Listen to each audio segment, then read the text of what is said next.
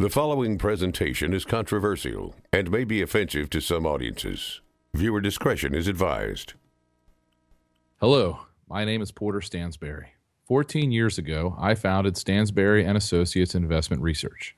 It has since become the largest firm of its kind in the world. We specialize in financial research and serve hundreds of thousands of paid subscribers in more than 120 countries. You may know of our firm because of the work we did over the last several years, helping investors avoid the big disasters associated with Wall Street's collapse. We warned people to avoid Fannie Mae and Freddie Mac, Lehman Brothers, General Motors, and dozens of other companies that have since collapsed. We even helped our subscribers find opportunities to profit from these moves by shorting stocks and buying put options. To my knowledge, no other research firm in the world can match our record of correctly predicting the catastrophe that occurred in 2008 and the rebound that has occurred since then. The video presentation we created 3 years ago to explain the financial crisis and our thoughts on what would happen next has become the most watched online financial video in history as far as we can tell. But that's not why I created this follow-up presentation. I reference our success and experience with Wall Street's latest crisis because we believe there is an even bigger crisis lurking, something that will shake the very foundation of America. I know that to most people, the situation seems to be getting better. Stocks have recovered nearly all their losses. Real estate has rebounded. Unemployment and bankruptcies have dropped. But here's the thing. The unfortunate reality is that we are actually in a much more dangerous and precarious place today than we were 5 years ago. And that is why I've spent a significant amount of time and money in the past few months preparing this presentation. In short, I want to talk about a specific event that will take place in America's very near future, which could actually bring our country and our way of life to a grinding halt. This looming crisis is related to the financial crisis of 2008, but it is infinitely more dangerous, as I'll explain in this video. As this problem comes to a head, I expect there will be a near-complete shutdown of the American economy. Life as we have known it for more than 40 years will essentially cease to exist. Our governments on both the federal and state level will shut down. Banks will not open. Businesses will at least temporarily shutter their doors. I expect we'll see martial law enforced by the U.S. military. Believe me, I don't make this prediction lightly, and I have no interest in trying to scare you. I'm simply following my research to its logical conclusion. I did the same when I tracked Fannie Mae and Freddie Mac's accounting, also with General Motors, Lehman Brothers, and the rest.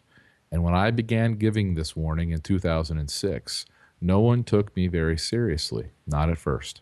Back then, most mainstream commentators just ignored me. But when I presented my case and exposed the facts at economic conferences, they got angry.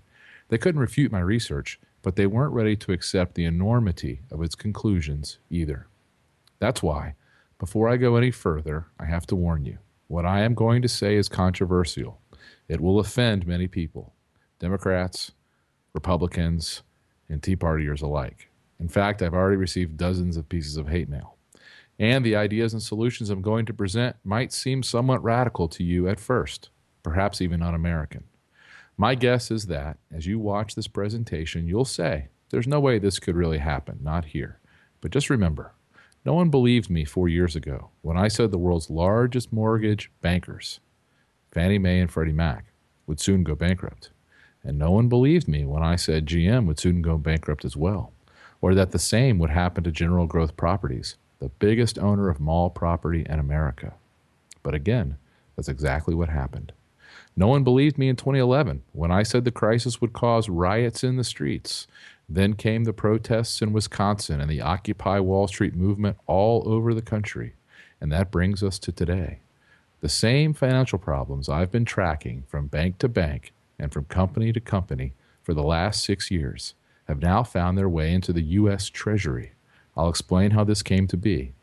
What it means is critically important to you and every American. The next phase in this crisis will threaten our very way of life. The savings of millions will be wiped out. This disaster will change your business and your work. It will dramatically affect your savings accounts, investments, and retirement. It will change everything about your normal way of life, where you vacation, where you send your kids or grandkids to school, how and where you shop, the way you protect your family and home. I'll explain how I know these events are about to happen. You can decide for yourself if I'm full of hot air. As for me, I'm more certain about this looming crisis than I've been about anything else in my life. I am literally afraid for my family's future, and I have taken drastic steps to prepare for what I know must inevitably happen next. I know that debts don't just disappear. I know that bailouts have big consequences. And unlike most of the pundits on TV, I know a lot about finance and accounting. And this is all coming to a head much, much sooner than most Americans think. Of course, the most important part of this situation is not what is happening, but rather what you can do about it. In other words, will you be prepared when the biggest financial crisis in America in more than 50 years hits? Don't worry, I'm not organizing a rally or demonstration, and I've turned down every request to run for political office. Instead, I want to show you exactly what I'm doing personally to protect my family and to even grow my money, and how you can prepare as well. You see, I can tell you with near 100% certainty that most Americans will not know what to do when commodity prices, things like milk, bread, and gasoline, soar. They won't know what to do when banks close and their credit cards stop working, or when they're not allowed to buy gold or foreign currencies, or when food stamps fail or their Social Security checks come to a halt.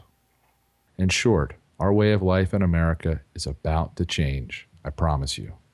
In this video, I'll show you exactly what is happening and why it is inevitable. Again, you can challenge every single one of my facts, and you'll find that I'm right about each allegation I make. Then, I hope you will take action for yourself. Will you act now to protect yourself and your family from the catastrophe that's brewing in Washington, D.C.? I hope so. That's why I created this presentation. I'm going to walk you through exactly what I am doing personally and what you can do as well. I can't promise you'll emerge from this crisis completely unharmed, but I guarantee you'll be a lot better off than people who don't follow these simple steps. But I'm getting ahead of myself just a bit. Let me back up and show you, in the simplest terms possible, what is going on, why I am so concerned, and what I believe will happen in the next 12 months. I believe that we as Americans are about to see a major collapse in our national monetary system and our normal way of life. Basically, for many years now, our government has been borrowing so much money, very often using short-term loans, that very soon we will no longer be able to afford even the interest on these loans. Again, I say these things as an expert in accounting and financial research. You may not think things are that bad in the U.S. economy, or that our government spending is not that bad. And I don't want to overwhelm you with numbers, but just consider one simple fact. Every single hour of every single day, the U.S. government spends about $200 million that it doesn't have. Yes, that's every hour of every single day, 24 hours a day, 7 days a week, including Sundays, Christmas, Thanksgiving, Easter, and every other holiday. For a point of reference, consider that in just 2 months, the government borrows more money than the combined annual profits of the 100 biggest publicly traded companies in America. That's absolutely incredible, isn't it? Again, every hour of every single day, we are spending $200 million we don't have. Does that sound sustainable to you? Yet, you'll rarely see this fact reported anywhere else. Normally, I study these kinds of numbers when I'm looking at a business to invest in or to recommend to my readers. But lately, I've spent most of my time looking into our national balance sheet, because as the banking system collapsed in 2008, all of the bad debts were absorbed by the world's governments, and it continues to this day. We began the year 2013 with a net public debt that has more than doubled since the year before Barack Obama took office. These overwhelming public financial obligations are completely unprecedented and the history of our country, outside of the two major global wars we fought in the 20th century. But even these incredible figures don't tell the real story, or even half of it. Various other government agencies and private companies taken over by the government also have obligations of nearly another $5 trillion. We've already booked complete losses on $140 billion worth of these obligations, yet they remain completely off the federal balance sheet. When you add these other genuine federal obligations that exist right now today, you come up with a total debt figure that's much more than $20 trillion. Far more than half of these debts were assumed under President Obama.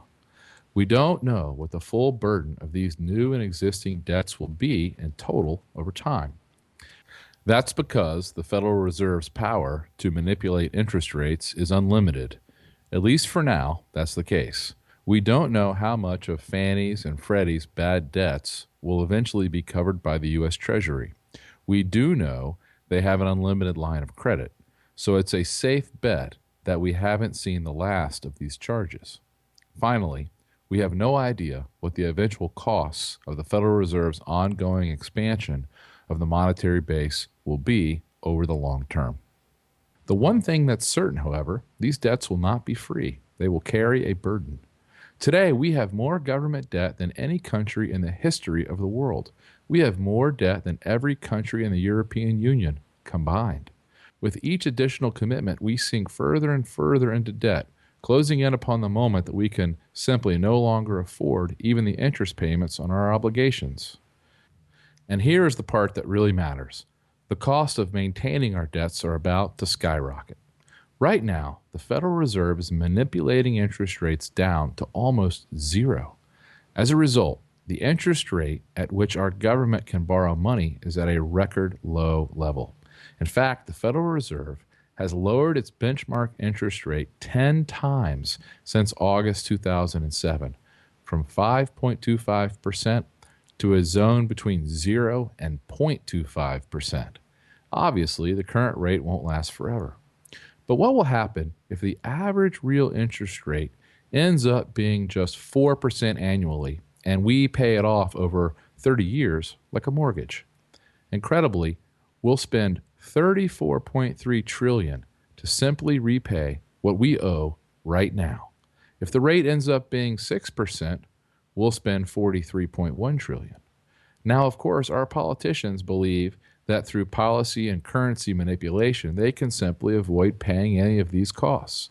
They can order the Federal Reserve to prevent interest rates from ever rising to a level that would cost the American people anything. They believe they can manage the economy so the debts of Fannie and Freddie won't go bad. They believe, without any proof whatsoever, that they can stimulate the economy by even more deficit spending so that it grows faster, allowing tax revenues to produce a surplus. Repaying these debts, they say, will be easy and painless. But you know better, my friend. You must know better. The wages of sin must be paid, and they will be paid. Paul Krugman, one of the most widely read and respected economists in our country, wrote about this incredibly naive and ridiculous solution in a January 7th, 2013 New York Times column. He said, "There's a legal loophole allowing the Treasury to mint platinum coins in any denomination the Secretary chooses. Yes, it was intended to allow commemorative collector's items, but that's not what the letter of the law says. And by minting a $1 trillion coin, then depositing it at the Fed, the Treasury could acquire enough cash to sidestep the debt ceiling, while doing no economic harm at all." Very few people, even our most influential economists, seem to remember that the utility of money and credit are based upon their soundness. Money allows people to exchange goods and services widely, greatly increasing the specialization of labor and facilitating the economic magic of competitive advantage. Money also plays the critical function of facilitating communications between and among many disparate actors. Price changes guide producers and consumers. But when the money can't be trusted, this entire system breaks down. The price signals can't be relied upon, and it becomes harder and harder for people to exchange labor and capital. Likewise, credit enables an economy to grow by facilitating the growth of savings and capital investment through real interest rates. But very few people are willing to delay consumption and trust their savings in an economy that refuses to pay savers any return above inflation for their savings. And that's exactly where we are today. Although to most Americans, everything seems calm and that we are enjoying an economic recovery, I can promise you this: we are trapped. There is no way out.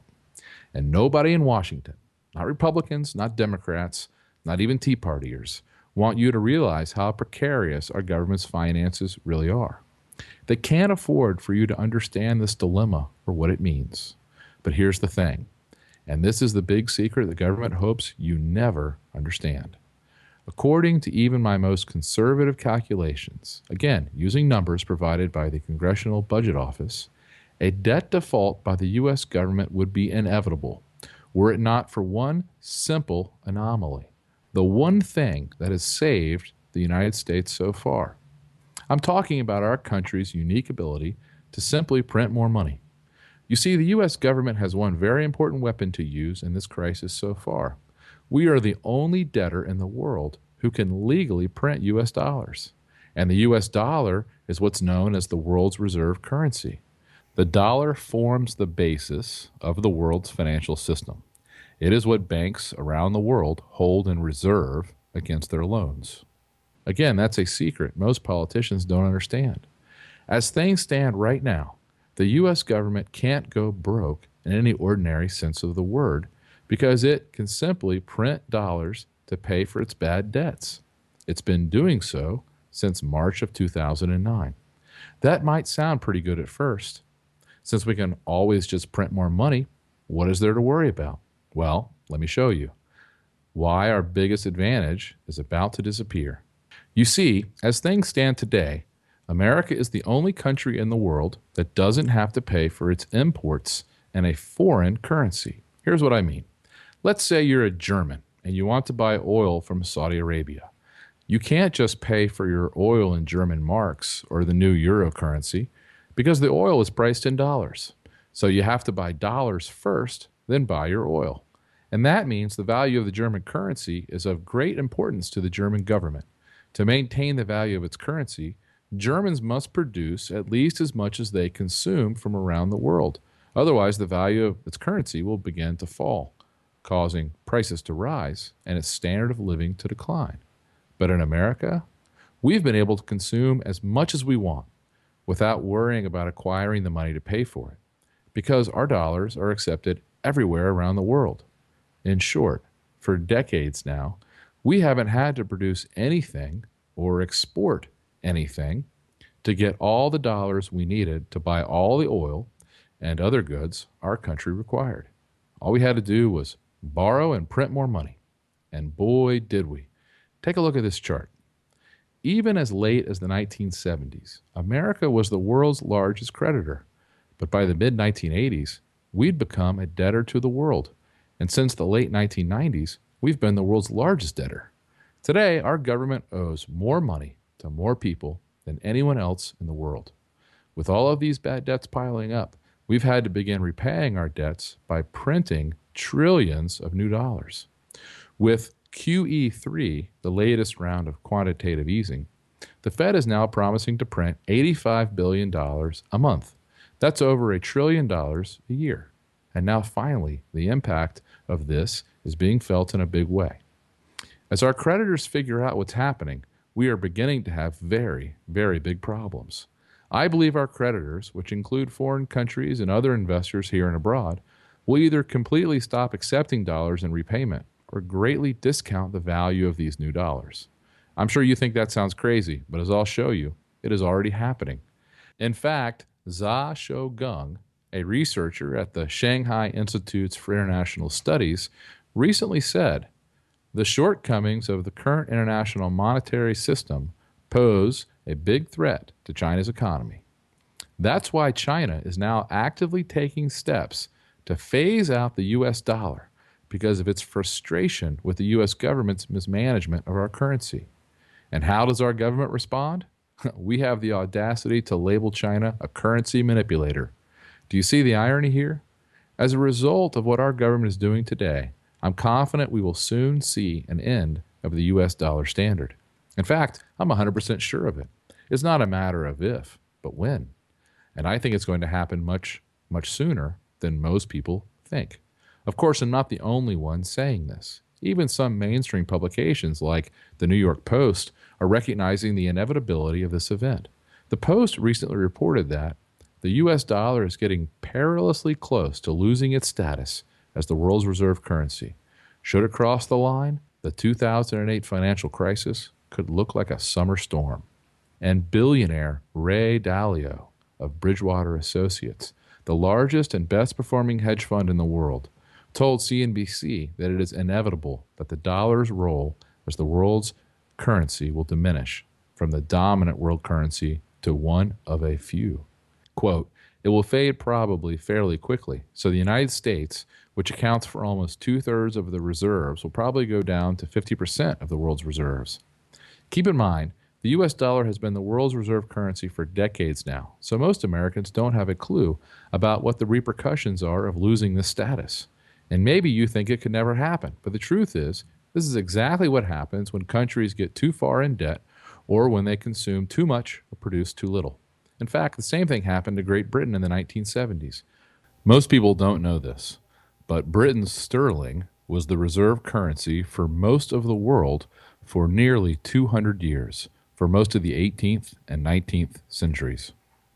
It continued to play this role until after World War II, when America was forced to prop up Britain's economy with foreign aid. Remember the famous Marshall Plan, when we gave billions to help European countries rebuild? Unfortunately, though, Britain pursued a socialist national agenda. The government took over all the major industries. Like Barack Obama, Britain's leaders wanted to spread the wealth around. Pretty soon, the country was flat broke. The final straw for Britain came in 1967, when things got so bad, the Labour Party, the socialists, decided to devalue the British currency by 14% overnight. They believed this would make it easier for people to afford their debts. In reality, what it did was make anyone holding British sterling 14% poorer overnight, and it made everything in Britain much, much more expensive in the coming years. And for the country as a whole, it ushered in one of the worst decades in modern British history. Most Americans don't know about Britain's winter of discontent in the late 1970s, when the government put a freeze on wages. There were continuous strikes in nearly every sector: grave diggers, trash collectors, even hospital workers.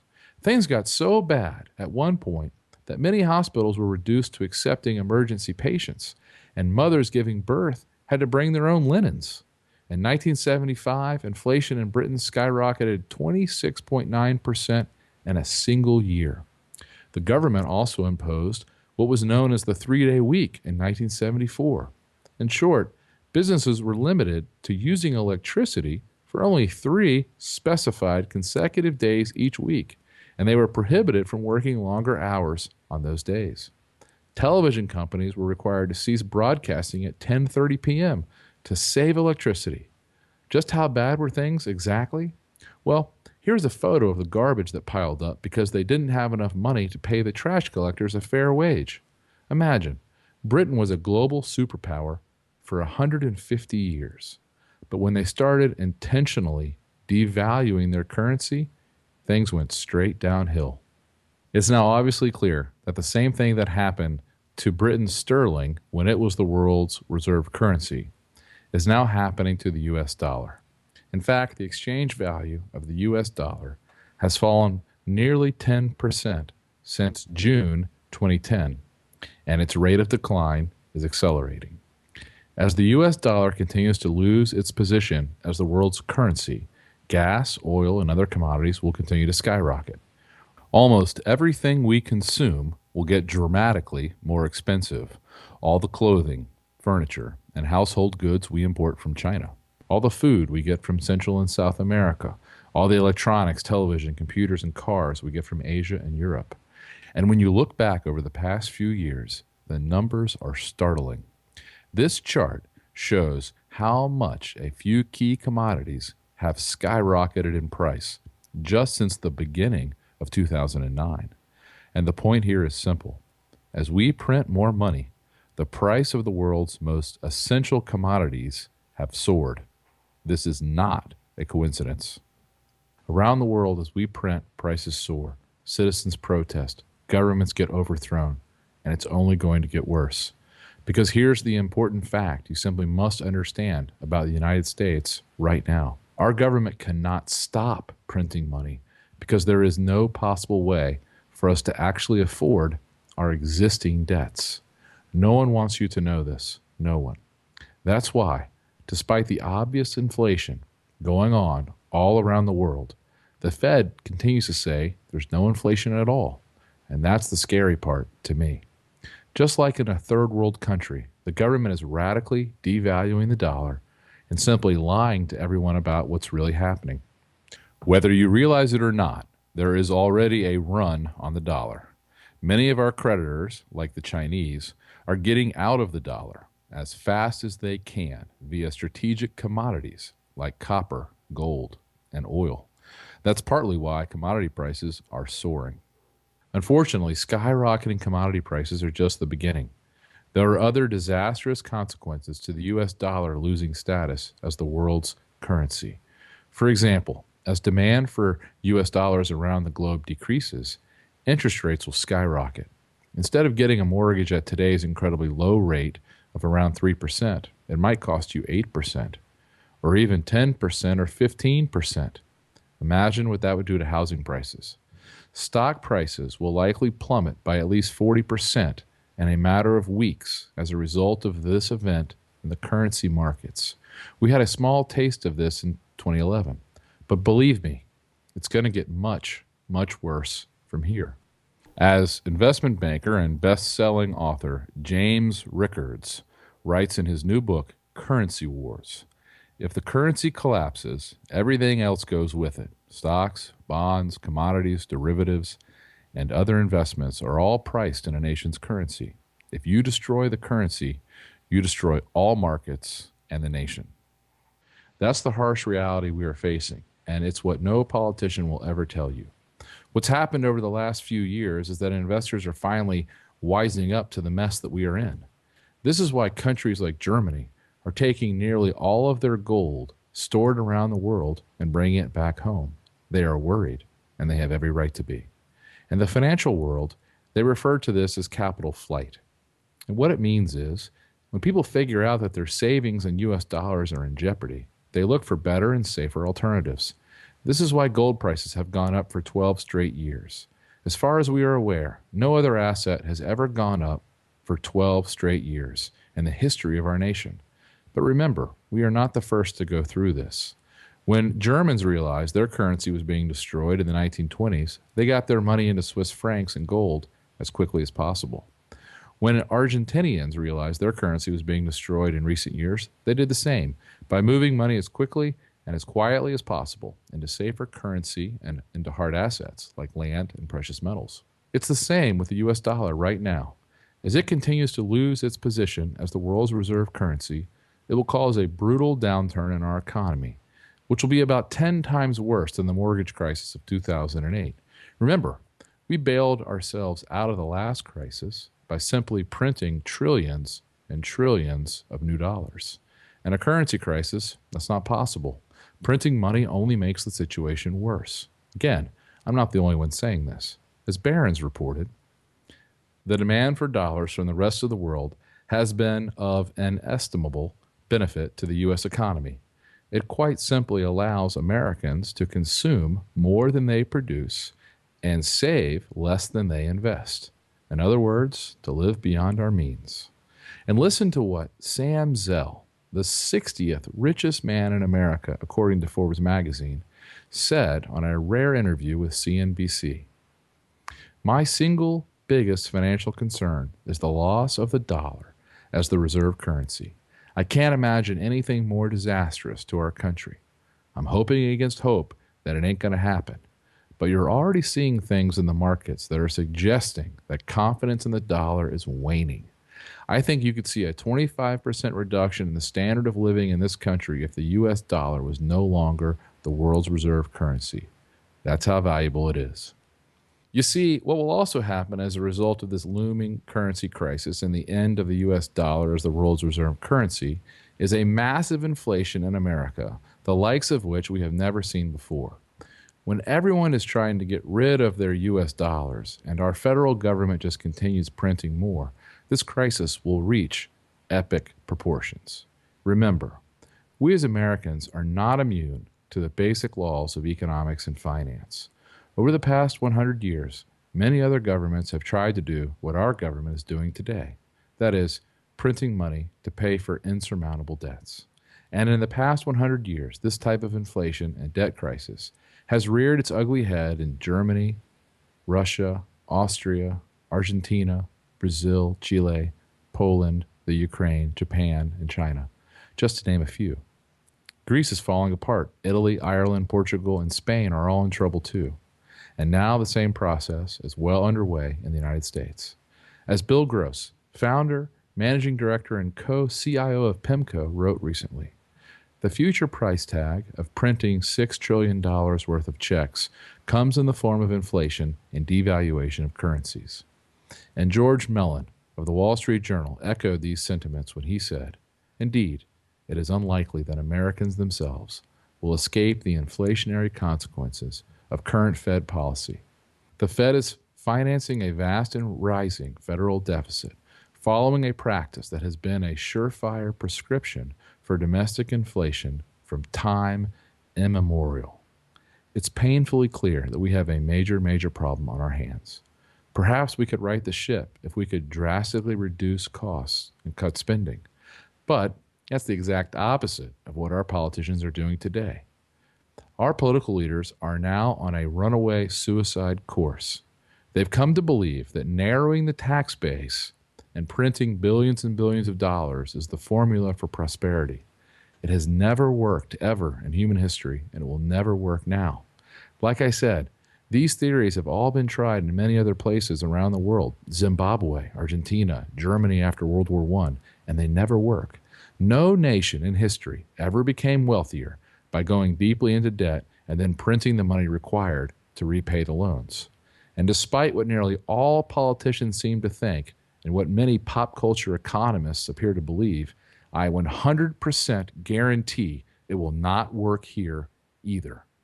Unfortunately, the success the Fed has enjoyed so far in expanding the monetary base and manipulating the Treasury bond market has greatly emboldened our politicians. But when you take a closer look, you realize that everything on the federal and state level is a complete and absolute mess because our government has been living way beyond its means for so long.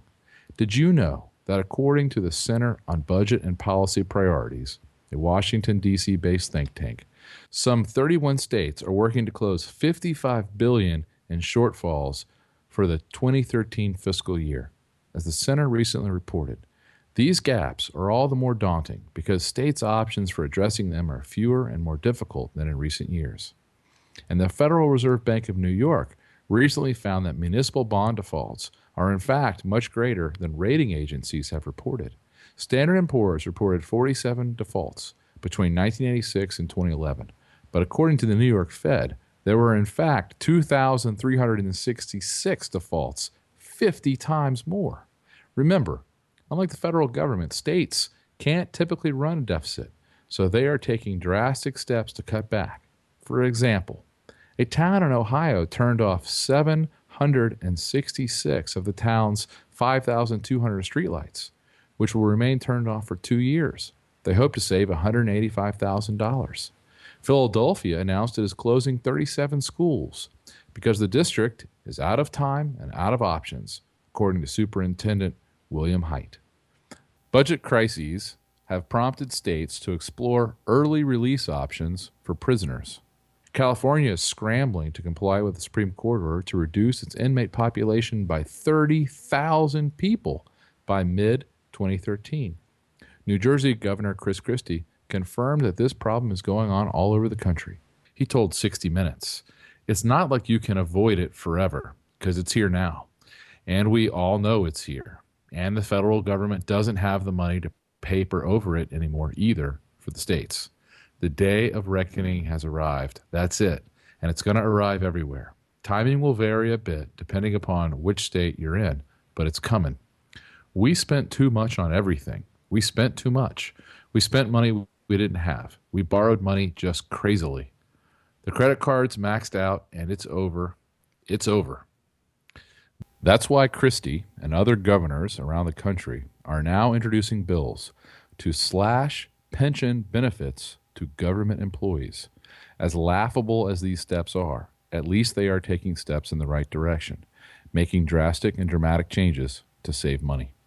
And although it's gone almost completely unreported in the mainstream press, 6 U.S. communities were actually forced to declare bankruptcy in 2010, and there were a slew of new municipal bankruptcies in 2011 as well, including Jefferson County, Alabama, which at the time was the largest municipal bankruptcy in U.S. history.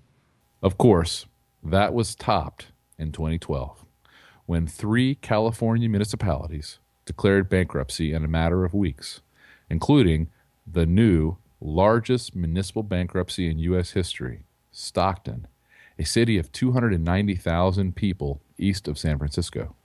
Keep this in mind. Only about half the states in the country, 27 in all, allowed municipalities to declare bankruptcy.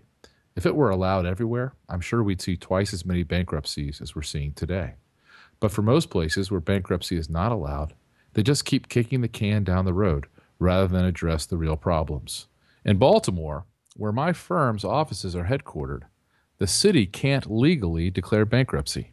But that doesn't mean they aren't essentially bankrupt. An independent audit solicited by the mayor recently shows the city will be $2 billion short of the money they need over the next decade. In other words, as one of the local news stations reported, the city of Baltimore is on a path to financial ruin. And the truly amazing thing is that the U.S. federal government is in even worse shape than the local governments. The only reason we haven't seen the full brunt of this crisis yet on the federal level is because we've just continued to pile on more and more debt. The states can't print money, but the federal government can, at least for now. And for the moment, this is all that is preventing a currency collapse of unprecedented proportions. Here's the important point to remember. What most people don't realize is that the U.S. government can only continue printing dollars as long as the U.S. dollar remains the world's reserve currency. I can't stress this enough. You need to act now in order to protect your assets and grow your savings in the next few years. In the next few minutes, I'm going to show you exactly how I'm protecting my own money and what I recommend you do. But first, let me show you what exactly is going on right now. Like I said, most Americans not only don't believe the U.S. dollar could ever lose its spot as the world's reserve currency, they don't even really understand what that means either. But I'm here to tell you, this is the biggest problem our country now faces, and it is clearly already underway. With the rising level of U.S. debt, many countries around the world are questioning the position of the U.S. dollar as the reserve currency. They want to diversify out of the U.S. dollar as quickly as possible.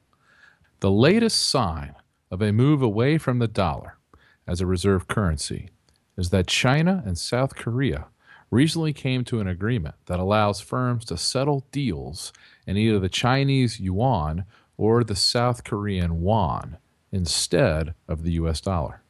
The agreement is part of a push among emerging countries to internationalize local currencies after the global financial crisis, reports Bloomberg. Alan Wheatley, a global economics correspondent for Reuters, recently wrote, "Fed up with what it sees as Washington's malign neglect of the dollar, China is busily promoting the cross-border use of its own currency, the yuan. Displacing the dollar, Beijing says, will reduce volatility in oil and commodity prices and belatedly erode the exorbitant privilege the United States enjoys as the issuer of the reserve currency at the heart of a post-war international financial architecture it now sees as hopelessly outmoded. In fact, in the past couple of years, China has signed international currency agreements with Germany, Brazil, Russia, Australia, Japan, Chile, the United Arab Emirates, India, and South Africa. Japan and India also recently signed a currency deal, linking their currencies closer together and lessening their dependency on U.S. dollars. These agreements are part of a trend that started a few years ago when a group of the world's most powerful countries, including China, Japan, Russia, and France, got together for a secret meeting without the United States being present or even knowing about the meeting. Veteran Middle East reporter Robert Fisk reported on this event in Britain's newspaper, The Independent. Here's what he wrote. In the most profound financial change in recent Middle East history, Gulf Arabs are planning, along with China, Russia, Japan, and France, to end dollar dealings for oil, moving instead to a basket of currencies including the Japanese yen, Chinese yuan, the euro, gold, and a new unified currency planned for nations in the Gulf Cooperation Council, including Saudi Arabia, Abu Dhabi, Kuwait, and Qatar. Fisk also interviewed a Chinese banker who said, "These plans will change the face of international financial transactions. America must be very worried. You will know how worried by the thunder of denials this news will generate." And sure enough, after Fisk published the details of this secret meeting, U.S. officials and central bankers from around the globe denied these plans. But, as the old central banking adage goes, how do you know exactly when a currency will be devalued? The answer is right after the head of the central bank goes on television to adamantly deny that any such transaction will occur. And guess who subsequently released a public statement about how the U.S. will not devalue its currency? Yes, you guessed it. U.S. Treasury Secretary Tim Geithner. You see, the last thing a central banker wants to do in the midst of a devaluation is to give people a warning before he can devalue. So they have to deny, deny, deny. After the announcement is made, it's too late for citizens and investors to get out. Then, not too long after this secret meeting was held, the International Monetary Fund issued a report on a possible replacement for the dollar as the world's reserve currency. I'm sure you recognize the significance of this event. The IMF, which is headquartered in Washington, D.C., is the intergovernmental organization that oversees the global financial system. They are the most influential financial organization in the world economy. The IMF has proposed replacing the U.S. dollar with something called special drawing rights, or SDRs. SDRs represent potential claims on the currencies of IMF members. SDRs were created by the IMF in 1969 and can be converted into any currency based on a weighted basket of international currencies. When the IMF lends money, it typically does so via SDRs. The IMF also proposed creating SDR-denominated bonds, which could reduce central banks' dependence on U.S. Treasury bonds. The fund also suggested that certain assets, such as oil and gold, which are traded in U.S. dollars, could be priced using SDRs. This is a huge and important step to replace the U.S. dollar as the world's reserve currency. I'm telling you, it's coming, and it's coming much sooner than most Americans expect. Most Americans simply aren't aware of what's being done and said around the world. For example, regarding the world's reserve currency, China issued a report through their state news agency, Xinhua, stating, "International supervision over the issue of U.S. dollars should be introduced, and a new, stable, and secured global reserve currency may also be an option to avert a catastrophe caused by any single country." It's just another sign of this inevitable event, the end of the U.S. dollar as the world's reserve currency. Any government or investor with any sense is looking to get out of the U.S. dollar as quickly and safely as possible. China and Russia, for example, took one of their first big steps to replace the dollar back in 2010. China Daily reported, "The two countries were accustomed to using other currencies, especially the dollar, for bilateral trade. Since the financial crisis, however, high-ranking officials on both sides began to explore other possibilities. To settle their ordinary trading of about $50 billion per year, they no longer first convert to U.S. dollars. Since then, China has reached agreements with many other countries, as I mentioned earlier. Remember, they've already signed international currency agreements with Germany, Brazil, Russia, Australia, Japan, Chile, the United Arab Emirates, India, and South Africa. What does this mean? Well, it used to be that China had to obtain dollars to buy gas supplies from, say, Russia, but not anymore. And Russia no longer needs US dollars to buy stuff from the Chinese. And this brings us to one of the biggest and most important facts regarding the US dollar. As the dollar loses its place as the world's reserve currency, foreign countries will no longer need to maintain large holdings of dollars. This means we will no longer be able to print as much money as we want because there will be fewer and fewer people willing to loan us large amounts of money. This move between China and other countries around the world would have been unthinkable 10 years ago, but today it's the new reality. As I'm sure you are aware, for years the US dollar has been accepted almost universally around the globe. Heck, many times when I've traveled, I never even bothered to convert to the local currency because I knew everyone would take my dollars. Well, that's simply not the case anymore. For example, the Seattle Times reports that in Mexico, Americans are no longer allowed to exchange more than $1,500 per month. In India, the country's tourism minister said U.S. dollars will no longer be accepted at the country's heritage tourist sites like the Taj Mahal, and the U.S. dollar is no longer good anywhere in Cuba. China is moving in the same direction. Now, many shops in China no longer accept dollar-based credit cards issued by foreign banks, and foreigners cannot convert American dollars into renminbi beyond a given quota. Iran, of course, has already moved all of its reserves out of U.S. dollars, and Kuwait depegged its currency from the dollar a few years ago. And the Chicago Mercantile Exchange, the world's largest futures and commodities exchange board, now accepts gold to settle futures contracts.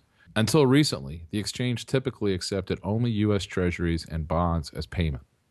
The guys at the Mercantile Exchange obviously see the writing on the wall. Again, this would have all been completely unthinkable 10 years ago, but today it's a reality, and this trend is going to keep moving incredibly fast. Just look at the actions taken by smart investors. Bill Gross, who probably knows as much about currencies and debt as anyone in the world, runs the world's biggest bond fund. He was quoted by Bloomberg not too long ago saying, "We've told all of our clients that if you only had one idea, one investment, it would be to buy an investment in a non-dollar currency. That should be on top of the list." Jim Rogers, one of the world's most successful multimillionaire investors, writes, "The dollar is not just in decline, it's a mess. If something isn't done soon, I believe the dollar could lose its status as the world's reserve currency and medium of exchange, something that would lead to a huge decline in the standard of living for U.S. citizens like nothing we've seen in nearly a century." I know, you probably still don't believe we can have a complete currency collapse here in the United States, but think about it. Are we as Americans really immune to the laws of economics and finance? I don't think so, and I'm not the only one saying this. The dollar's days as reserve currency are numbered, reports the Financial Times, and the Wall Street Journal recently ran a headline saying, "Dollar's reign as world's main reserve currency is near an end." I'm sure I don't have to tell you that the Financial Times and the Wall Street Journal are probably two of the most respected financial newspapers in the world. They too see the writing on the wall. It's obvious to anyone who has studied any economic history. In every instance throughout history, when a government has tried to inflate its debts away, it has ended in disaster. Believe me, it will happen here too. As Jim Rogers says, history teaches us that such imprudent monetary and fiscal behavior has always led to economic disaster. This is why World Bank President Robert Zoellick, in a speech at the School for Advanced International Studies at Johns Hopkins University, recently said, "The United States would be mistaken to take for granted the dollar's place as the world's predominant reserve currency. Looking forward, there will increasingly be other options to the dollar. And this is why the International Monetary Fund recently published a paper calling for a new global world currency. This is why big U.S. companies like McDonald's and Caterpillar have begun introducing what are called dim sum bonds. These are securities denominated in the Chinese currency, the renminbi, by non-Chinese borrowers. In other words, two of the biggest and most successful corporations in America realize They would have an easier time raising money by offering their bonds in a currency other than the US dollar. Do you see where this is all heading? It's no mystery why gold and silver prices have soared since the year 2000. Yes, gold and silver have both fallen significantly in 2013. But remember, until this year, gold went up for 12 straight years. Even after the recent pullback, gold is still up 356% since the end of the year 2000. And remember, this is all a result of capital flight. When people no longer trust a particular currency, they look for better and safer alternatives. Over the past 12 years, gold and silver have been much safer and far more profitable than holding US dollars in the bank. Think about this. Gold prices have gone up for 12 straight years. No other asset in the world, as far as I know, has had a run like this in recent history. And why exactly is gold going up? The number one reason is because savvy investors around the globe realize the US dollar is no longer a safe store of value. The point is, it's not a matter if the US dollar will lose its status as the world's reserve currency. It's a process that is already underway. And if over the next few years you ignore these basic facts, these basic laws of finance and economics, it will simply destroy you. Investors, foreign governments, and large corporations know there are serious problems with the US dollar. So they are fleeing to precious metals, which have historically been very reliable when a country has major currency problems. The good news, at least for those of us who take the time to prepare, is that no matter what happens, I found several ways for you to protect your savings, and you could even make 3 to 5 times your money over the next few years. I'll show you exactly what to do in a moment. But first, let me explain why the collapse of the dollar as the world's reserve currency could happen much sooner than most people expect. Let me show you the real state of the U.S. economy. I know many of my friends, colleagues, and family members are still in serious denial about a major currency crisis in the United States. But this is natural. In the world of psychology, they call this the normalcy bias. You see, the normalcy bias actually refers to our natural reactions when facing a crisis. The normalcy bias causes smart people to underestimate the possibility of a disaster and its effects. In short, people believe that since something has never happened before, it never will. We are all guilty of it. It's just human nature. The normalcy bias also makes people unable to deal with a disaster once it has occurred. Basically, people have a really hard time preparing for and dealing with something they have never experienced before. What's scary is the normalcy bias often results in unnecessary deaths in disaster situations. For example, think about the Jewish populations of World War II. As Barton Biggs reports in his book, Wealth, War, and Wisdom, by the end of 1935, 100,000 Jews had left Germany, but 450,000 still remained. Wealthy Jewish families kept thinking and hoping that the worst was over. Many of the German Jews, brilliant and cultured and cosmopolitan as they were too complacent. They had been in Germany so long and were so well established, they simply couldn't believe there was going to be a crisis that would endanger them. They were too comfortable. They believed the Nazis' anti-Semitism was an episodic event, and that Hitler's bark was worse than his bite. They reacted sluggishly to the rise of Hitler for completely understandable but tragically erroneous reasons. Events moved much faster than they could imagine. This is one of the most tragic examples of the devastating effects of the normalcy bias the world has ever seen. Just think about what was going on at the time. Jews were arrested, beaten, taxed, robbed, and jailed for no reason other than the fact they practiced a particular religion. As a result, they were shipped off to concentration camps. Their houses and businesses were seized. Yet most Jews still didn't leave Nazi Germany because they simply couldn't believe that things would get as bad as they did. That's the normalcy bias, with devastating results. We saw the same thing happen during Hurricane Katrina. Even as it became clear that the Levy system was not going to work, tens of thousands of people stayed in their homes, directly in the line of the oncoming waves of water. People had never seen things get this bad before, so they simply didn't believe it could happen. As a result, nearly 2,000 residents died. Again, it's the normalcy bias. We simply refuse to see the evidence that's right in front of our face because it is unlike anything we have experienced before. The normalcy bias kicks in, and we continue to go about our lives as if nothing is unusual or out of the ordinary. Well, we're seeing the same thing happen in the United States right now during this currency crisis. We have been the world's most powerful country for nearly 100 years. The U.S. dollar has reigned supreme as the world's reserve currency for more than 50 years.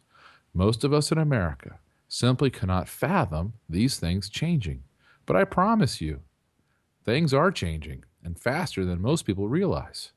For a moment, just look at a tiny fraction of the evidence around us. 15% of population on food stamps. Did you know that there are now more than 46 million Americans on food stamps? That's nearly 15% of the entire population. Those numbers are up 65% since 2008, and that translates to roughly 1 in 7 Americans. Can a country really be in good shape when 15% of the population can't even afford to buy food? Or how about this? 43% of American families are essentially broke. According to a recent article on MSN Money, about 43% of American families spend more than they earn each year. Look at this chart. It's unbelievable. Americans hold $12.8 trillion in household debt. And of those households carrying debt, the average credit card balance is a whopping $15,422. It's no wonder the U.S. Census Bureau says the median household income in America is actually 8.9% lower today than it was in 1999. So how in the world can we possibly spend our way out of the current crisis? We certainly can't do it with savings or increased earnings. The only answer is to print more money, which will hasten the fall of the U.S. dollar as the world's reserve currency. And that brings me to the mystery of disappearing jobs. There's simply no one better at bending statistics than the U.S. government. Take the unemployment rate, for example. Back in the 1930s, anyone without a job but not retired was considered unemployed. Today, however, the government calculates unemployment mainly by counting the number of people receiving unemployment benefits. So when unemployment benefits expire, people are no longer counted, and the unemployment rate actually falls. Ridiculous, I know. And how about this? Every month, 14 million Americans get a disability check from the government. In some states, like West Virginia, nearly 10% of the entire working age population is on disability. In some rural counties, like Hale County, Alabama, 25% of the working age population gets a disability check. Of course, because these folks aren't officially in the job market, they don't count in the government's official unemployment numbers. In other words, reality is the true unemployment rate is much, much higher than what the government is reporting. In fact, an article in Forbes in mid-2013 suggested that the true unemployment rate in America is about 14.3%, meaning 1 in 7 of all potential full-time employees are not able to earn a living wage to support themselves. Look at 2 job postings I read about recently. In November of 2012, 3,000 people in Chicago stood in line for as long as 4 hours to apply for one of 55 city jobs on offer. And American Airlines recently announced it was hiring 1,500 new flight attendants, jobs that pay on average $23,000 per year. 20,000 applicants responded, so many that American Airlines stopped taking resumes after 8 days.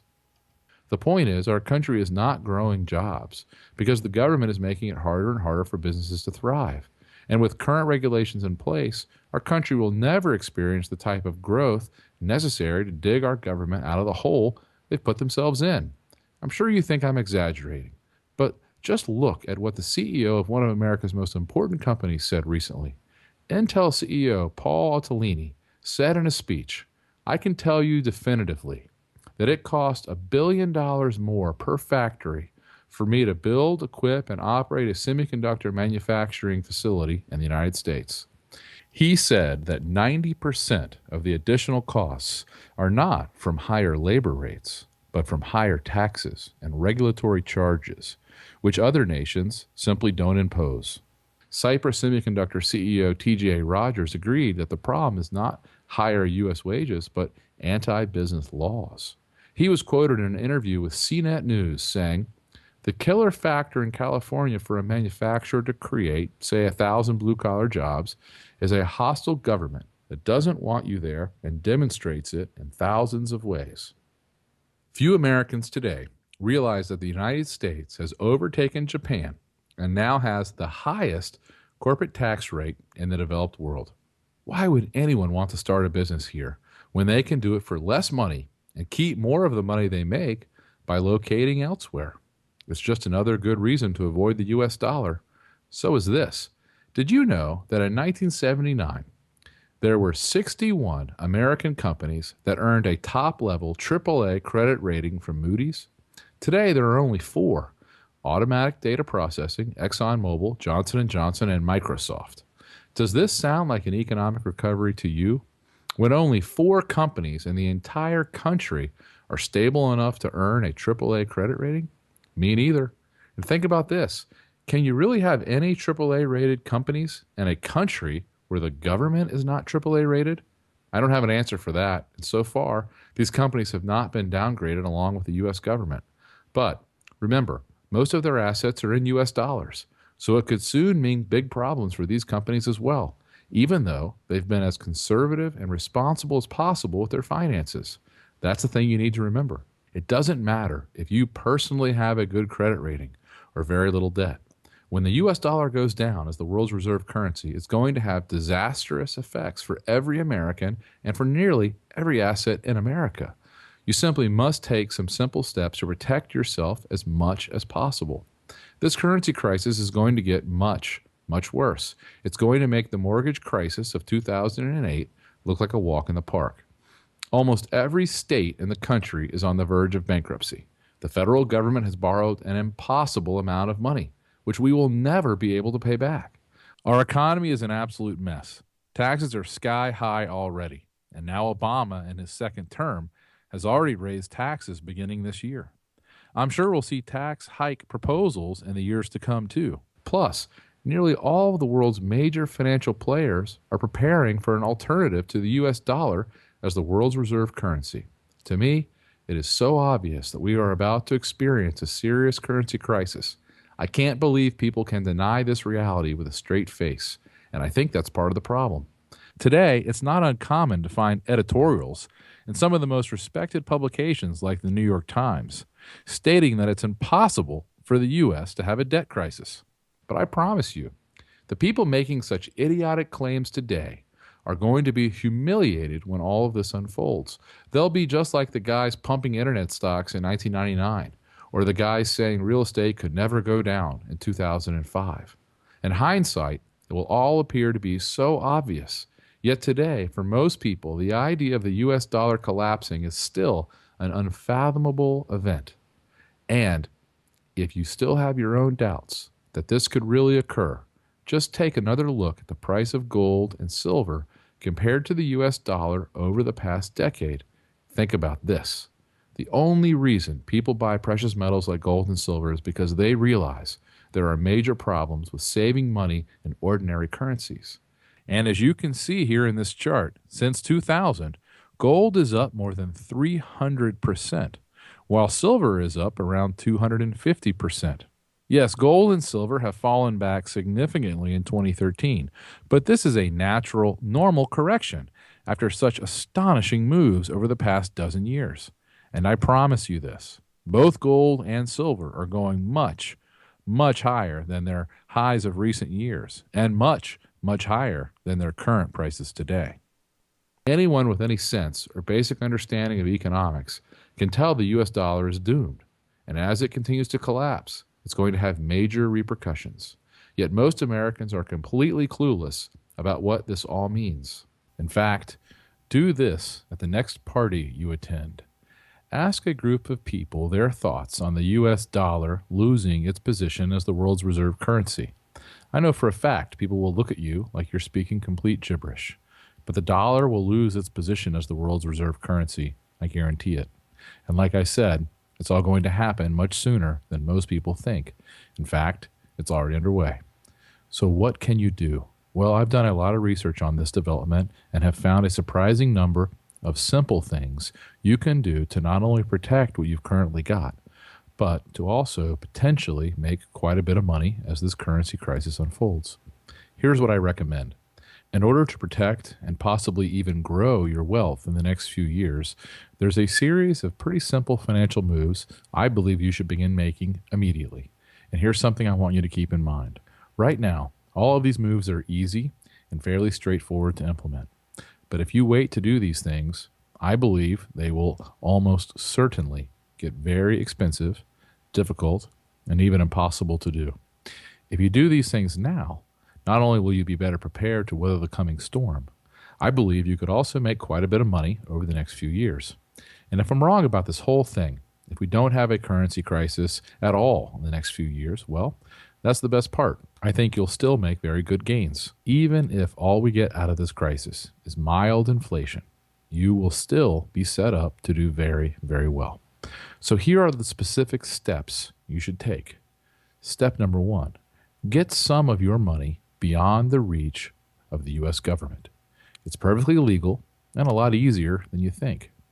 I know you probably don't believe me when I tell you that the U.S. government is going to implement policies to save itself, which are unimaginable right now. But remember, desperate governments will do very desperate things. That's why they outlawed the ownership of gold 80 years ago. And that's why they are already talking about nationalizing automatic 401k and retirement plans. And it's why it might soon be against the law to open a foreign bank account or to move your money overseas without paying outrageous taxes. The good news is I recently met with a man who is considered one of the top asset protection attorneys in America. In short, I learned that there are 4 simple investments you can make right now, which you do not have to report to the U.S. government. Don't get me wrong. When and if you ever sell these things years down the road, you are still required to pay taxes on your gains. But the great thing is, while you are holding these investments, so long as you play by the rules, neither you nor anyone else is required to report them to the government. And this benefit should be obvious. The less the government knows about where you have your money, the better. They will simply have a very hard time taking what they don't know you have. I am personally putting a fairly significant portion of my portfolio into one of these assets, and I plan to hold it for a long time. No matter what happens, I know I'll have a significant amount of money that is beyond the government's grasp. I'm not going to tell you exactly what I'm doing here in this video, but I will explain everything in full detail in my new report called The 4 Investment Assets You Do Not Have to Report to the U.S. Government, and I will gladly give you access to a copy free of charge. In addition to explaining how I'm protecting my own money, I'll show you 3 other places you can put your money which you legally do not have to report to the U.S. government. Of course, normally it would cost you thousands of dollars to meet with my asset protection attorney and to take advantage of his best strategies. But I'll reveal everything you need to know to get started in this report.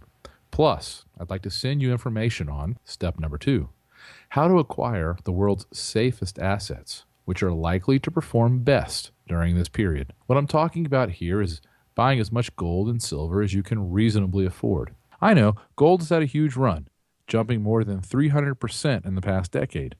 And after 12 years of going straight up, gold is finally having a correction. This is completely normal, and it's going to give you a great opportunity to buy gold at prices not seen in years. Believe me, when the U.S. dollar loses its status as the world's reserve currency, this early run and the current correction are going to be mere afterthoughts. I will be surprised if gold does not reach $5,000 an ounce or $6,000 an ounce in the next few years. The smartest money managers in the world, people like George Soros, David Einhorn, and John Paulson, have all recently taken huge positions in gold. Even Bill Gross, the bond king, who's one of the richest men in the world and over the past 20 years has become the world's top bond expert, is now recommending buying gold. And I think you are crazy not to do the same. How should you do it? There are many, many options, and that's why my research firm has recently published a great report called The Gold Investor's Manual, which details all the best ways to own and hold gold bullion. In this report, we reveal dozens of secrets about the gold industry, specifically the best ways to buy, sell, and store your gold.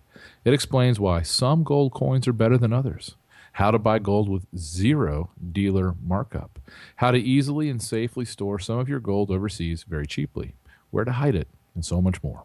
This book is valued at $24. I'd like to give you instant access to a copy totally free of charge. And what about silver? Well, I believe silver will serve a unique role during this currency crisis. Let me explain. For most of recorded history, the price of gold has been around 16 times the price of silver. This ratio, the so-called silver ratio, has fluctuated from time to time based on silver discoveries and attempts by governments to regulate the silver to gold ratio. But in a free market where demand for silver as money exists, I'd expect the natural supply and demand balance to lead to a silver price around 1/16th the price of gold. It's not, of course. Today, silver is selling for more than 50 times the price of gold. What explains the difference between hundreds of years of history and today? Why is silver still so cheap relative to gold? When silver is demonetized, as it is now, meaning it's not being used for money, but just for industrial purposes, supplies soar as people sell silver for gold and other currencies. On the other hand, during periods of monetary crisis, demand for silver as money pushes the silver ratio heavily in silver's favor. For example, the ratio returned to its historic range, 16-1, during World War I. It happened again in the early 1970s, when Nixon abandoned the gold standard. It also happened most famously in 1979-1980, when it seemed as if America was really entering a serious money crisis. I believe the gold-to-silver ratio will get much closer to 16-1 in the next few years. As a result, silver owners will make a heck of a lot of money. As the dollar fails, silver will once again be in demand as money. And as this demand materializes, the free market price of silver will likely return to around 1/16th the price of gold. When gold hits $2,000 an ounce, and assuming the price of gold is 16 times the price of silver, silver should be worth around $125. My multimillionaire friend and currency expert, Chris Weber, believes silver will likely hit $187 an ounce. If that happens, you could make gains of over 800% if you invest at today's prices. Plus, most people don't know this, but silver has soared higher than gold over the past decade, from the middle of 2003 to today. While gold is up more than 250% during this time, silver is up nearly 330% during the same period. In short, silver is the best hedge against a money crisis, and you want to own as much as possible, as cheaply as possible. So, what are the best ways to buy silver? Well, my firm has done a ton of research on this precious metal. We have found great ways to hold the metal personally, to have it stored in a secure location in the United States or overseas, and more. We've put everything we know into a valuable guide called Secrets of the Silver Market. I'd like to give you access to this valuable resource, also free of charge. I'll show you how to get it in a second. But first, let me get to the third financial step I recommend you take right now. Step number 3, learn the 100% secret. If you want the opportunity to make a lot of money during the coming crisis, one sure way to do it is to learn the intricacies of an unusual investment strategy that is now making some investors an absolute fortune. At my research firm, we have been teaching readers this method for several years. And get this, you don't have to buy a single stock to begin using this strategy, and it has nothing to do with shorting. In a nutshell, this is an approach that can enable you to safely extract gains of exactly 100% from the market without ever owning or touching a stock. Keep in mind, the strategy can play out in two very different ways. Though you'll always be able to keep the initial cash you extract from the market, there is a chance you'll be required to purchase the underlying stock at a price less favorable than its current market value. So please understand, there is risk involved with this strategy, and it probably won't be right for everyone. But this can be such a sound market strategy, especially in times of financial uncertainty, that once you learn how it works, you might decide to never invest the old-fashioned way again. That's why I call this the 100% secret. For example, look at how it has worked for a few of the folks I taught this secret to in recent years. Peter Kay of Boise, Idaho began using this strategy. He says he now makes an average of $10,000 per month. And Randy B. of Annapolis, Maryland, told me he's made over $87,500 with this technique. Bernard H. of Carmel, Indiana, now collects an average of $100 a day. Another, Harold W. of New Brunswick, New Jersey, has made over $20,000. Tim H. from Sacramento probably put it best when he wrote me and said, "This has saved my portfolio." That's why financial author Lee Lowell writes, "I've been a professional trader for 17 years, but many people have never heard of this investment, let alone use this strategy. This is a great way to get your hands on instant cash." Pulitzer Prize-winning author James Stewart learned this technique recently and said, "These payouts are so rich, I consulted a colleague to make sure they were real." This seldom understood strategy is how we've helped dozens of people make incredible gains, even in a terrible stock market. And in all likelihood, when the stock market gets really bad, as I expect it soon will, this will be an incredibly lucrative and safe strategy. Everything you need to know is in my new report called The 100% Secret, the easiest way to make money when stocks are risky. I'll explain exactly how this investment strategy works so you can decide if it's something that might be right for you. And I'll show you how you could begin to take advantage of it starting immediately. Believe me, this is something you want to learn about now, because as the stock market begins to unravel, this incredible technique will likely get more and more lucrative. And that brings me to step number 4. Make sure you own the one asset that can help save you and your family no matter how bad things get. There's no telling exactly how bad things are going to get as this crisis unfolds. I firmly believe there could be riots, marches in the streets, bank runs, massive arrests, and periods of uncontrollable mayhem, at least for several months as things begin to unravel. But the good news is there is one asset you can own, now widely available in America, which should help protect you and your family from this chaos, and could also likely make you a fortune in the years to come. I'm not talking about guns or bonds or gold or other precious metals or anything like that. And of course, this has absolutely nothing to do with the stock market. What I'm talking about is a very powerful asset that wealthy families have used for centuries to protect themselves and preserve and build their fortunes. An index tracking this asset shows it has absolutely crushed the stock market between 1992 and 2012 by returning gains that are hundreds of percent better than stocks, bonds, gold, or silver. Best of all, it provided these gains with almost no volatility. Just look at this chart. See how that blue line goes straight up without any hiccups? The late multimillionaire investor Barton Biggs wrote that this type of asset throughout history protected both your wealth and your life. During World War II, for example, when millions of families lost their entire life savings through inflation or government seizure, this was the one asset that enabled some families to protect, preserve, and grow their money. What the average American doesn't realize is that many of the richest people in the United States have a significant ownership stake in this asset. The Walton family of Walmart fame, Bill Gates, Ted Turner, the Hilton family, Charles Schwab, Microsoft billionaire Paul Allen, the Hunt family of Texas oil fame, the Hearst family, the Ford family, and more. As I mentioned, you can easily make this investment today here in America. Probably less than 1% of the population owns it today, but it is readily available and fairly inexpensive. I've written up all the details on everything you need to know. My full report is called The World's Most Valuable Asset in a Time of Crisis. There are several ways to make this investment. I'll show you what they are. Like I said, this has nothing to do with stocks, bonds, precious metals, guns, medicine, or anything like that. Yet it could save your family and make you very wealthy in the coming years. As my multimillionaire friend Doug Casey says, it's the one thing you should own in the years to come.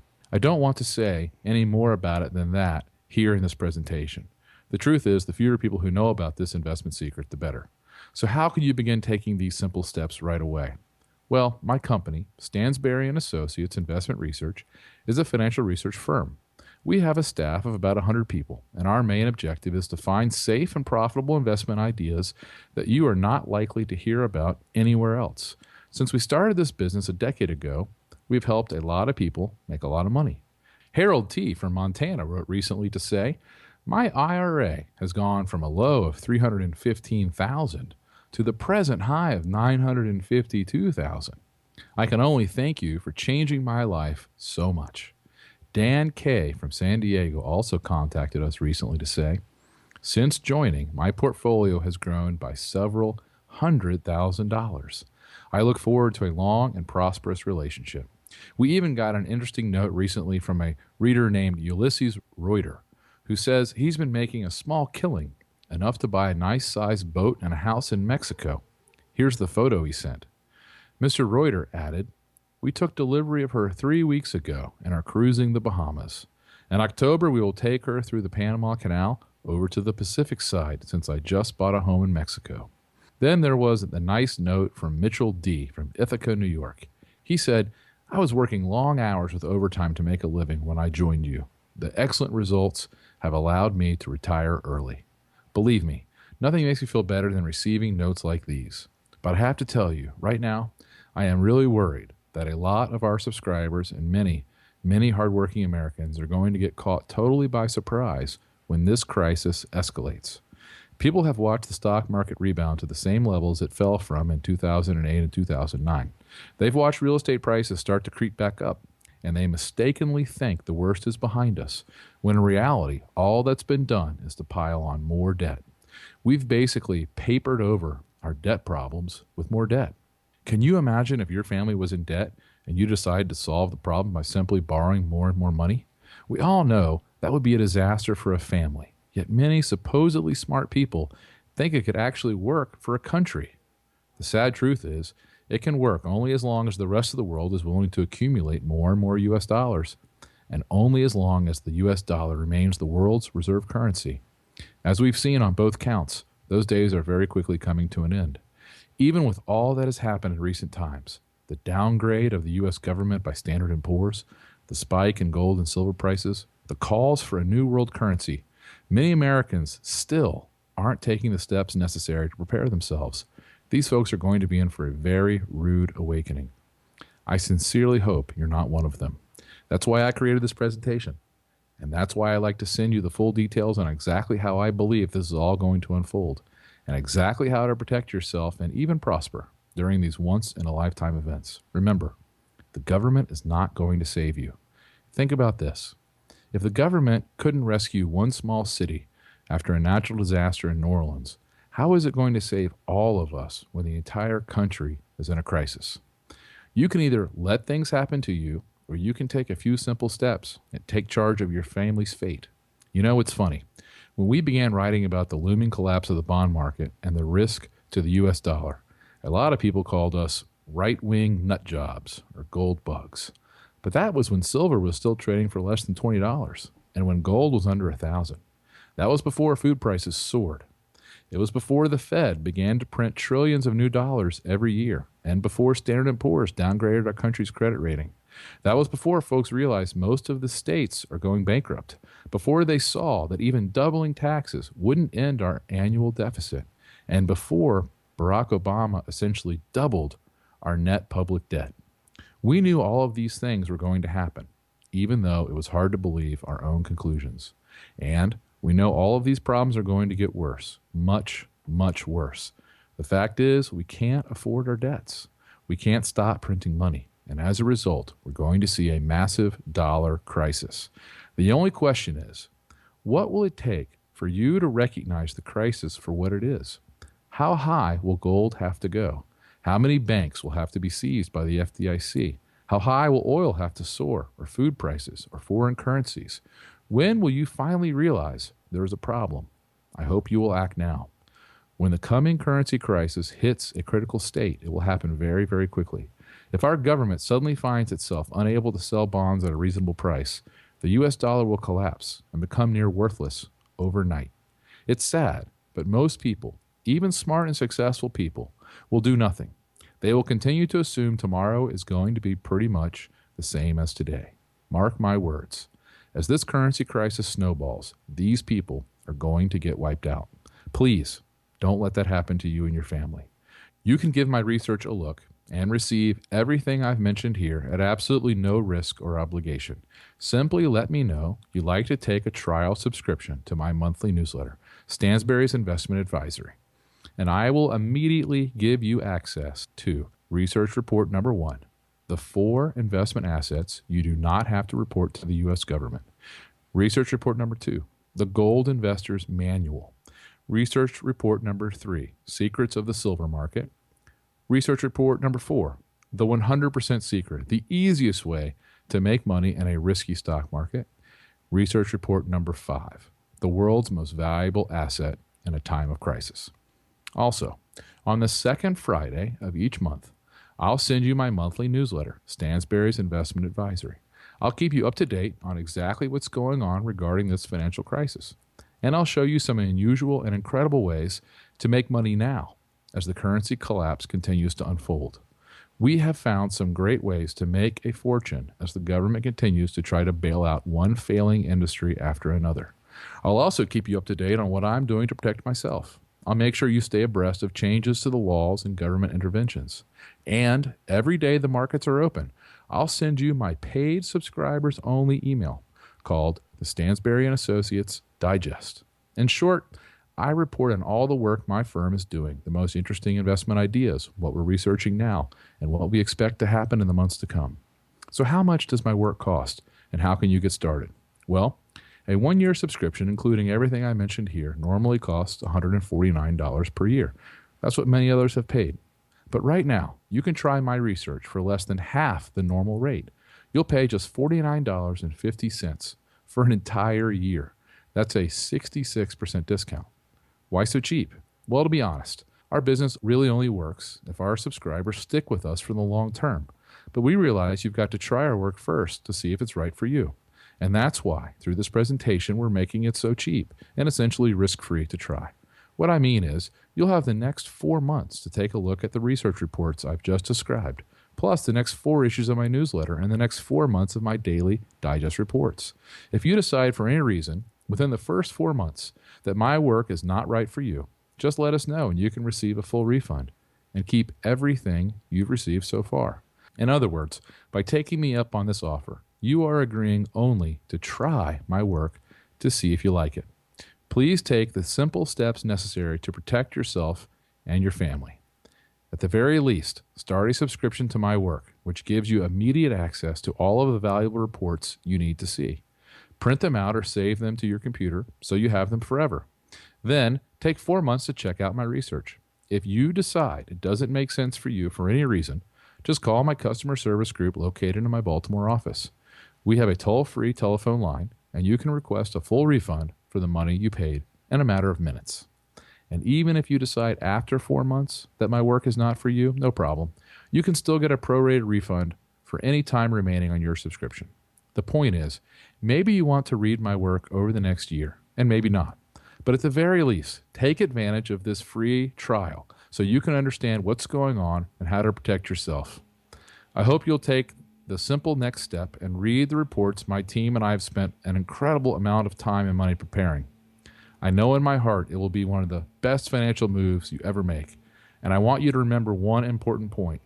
All of the steps I am recommending are simple, cheap, and easy, at least for now. But as you certainly know from your own experience, storm insurance and provisions get much more expensive and even impossible to buy as a storm approaches. Think about what happens every time there's a hurricane or snowstorm. As the storm nears, it becomes impossible to buy batteries, water, or a generator anywhere within 150 miles of where the storm is likely to hit. Well, it's the same with safeguarding your money today. The same thing will happen with the steps I'm recommending you take now. Few people are thinking about these financial moves today, so they are still simple and easy to execute.